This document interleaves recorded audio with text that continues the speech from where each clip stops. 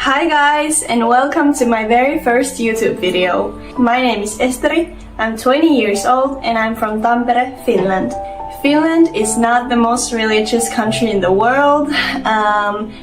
Yes, technically it's a Christian country, but most people here don't believe in God, and that's how I was raised as well.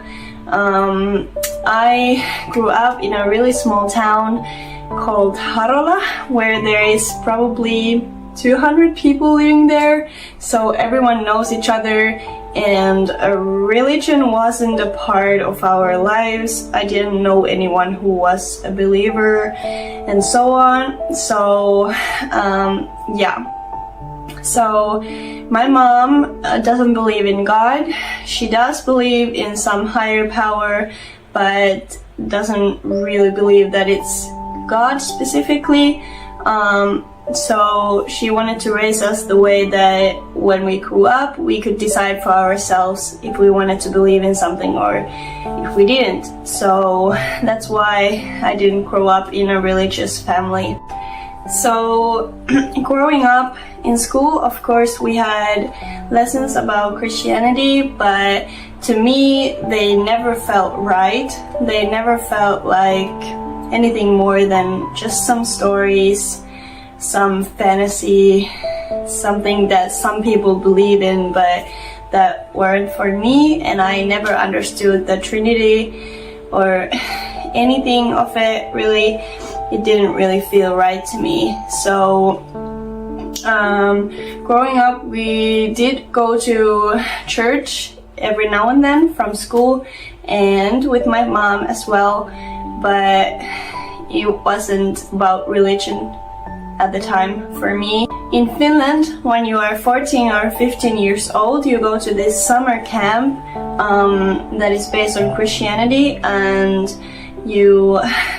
they teach you a lot of things about Christianity in there. And at the end of the camp, there is this ceremony called confirmation, where you basically get the permit to get married in a church, etc. So in Finland, most people do that. They go to the camp and do the ceremony, even though it's not about the religion to them, most cases.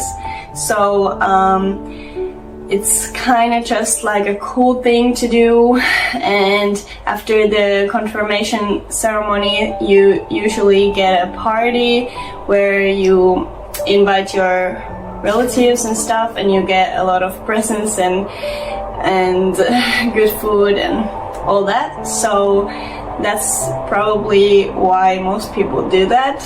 At least for me, that was it, and for everyone I knew, it was about the party and not about the camp that much, and not about the religion at all. So when I was 16 years old, I graduated from the elementary school and decided to move to Tampere, which is one of the largest cities in Finland.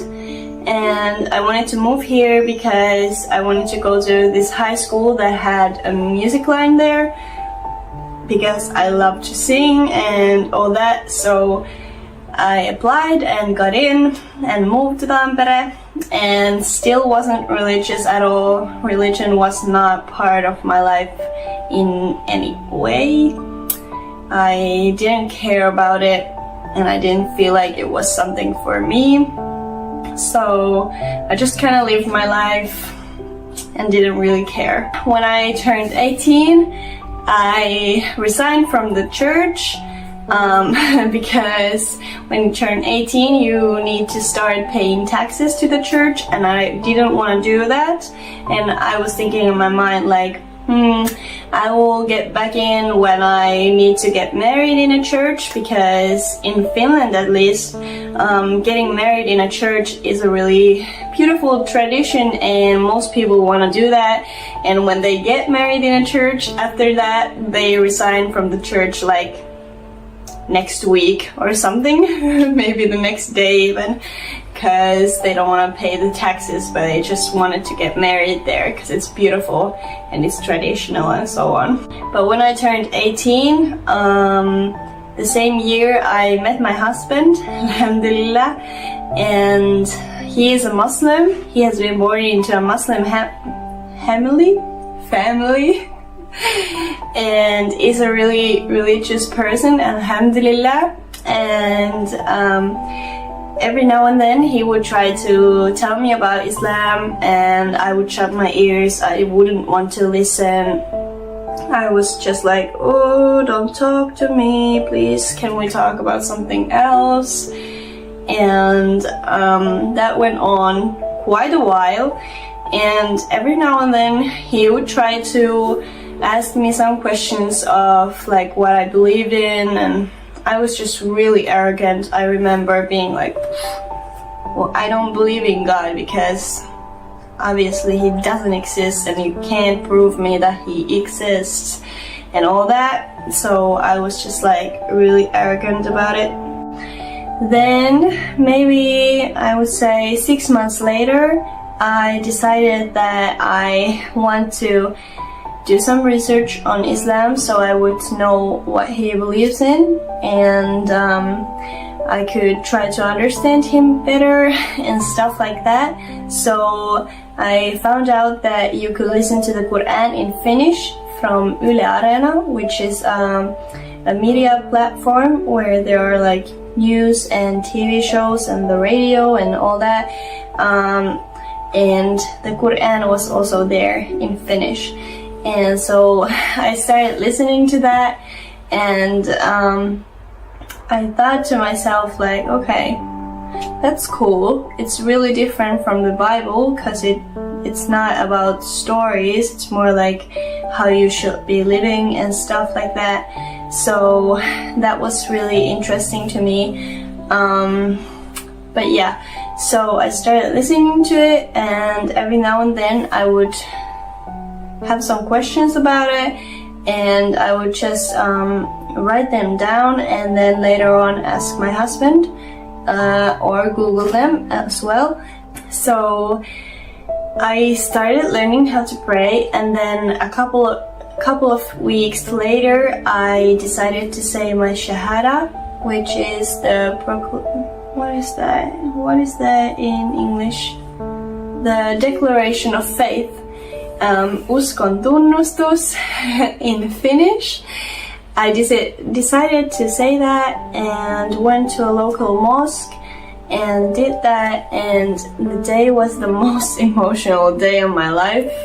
I was crying the whole day, and it was just really emotional, and I felt bad because I didn't tell my mom that I was going to do that, and she didn't have any idea that I was converting to Islam. And so I felt really bad about that, but at the same time it felt right to do, and I wanted to do it pretty soon because I thought, why wait? Because I'm sure that that's what I want to do. And just a little reminder that even though you say your Shahada and become a Muslim, it doesn't mean that you have to be the perfect Muslim. It doesn't mean that you have to know everything about Islam, because that's just not possible. You can never know everything about Islam, and you can never be the perfect Muslim. You just need to try your best, and God will understand, and God will be forgiving and merciful to you, and He will guide you in your life when you ask for it. And yeah, so please be kind to yourself and don't expect too much from yourself, because you cannot be perfect. You just need to try your best, and that's all that counts, and God knows that. And I think that's also a good way to end this video, because I think this might be quite a long one, so I don't want to make it any longer. I hope you enjoyed this, and if you have any questions, please leave them down in the comment section, and inshallah I can make more videos about my journey and what happened after my Shahada and how I started wearing the hijab and all that. Inshallah in the future I can make more videos about that, but for now I will end this video.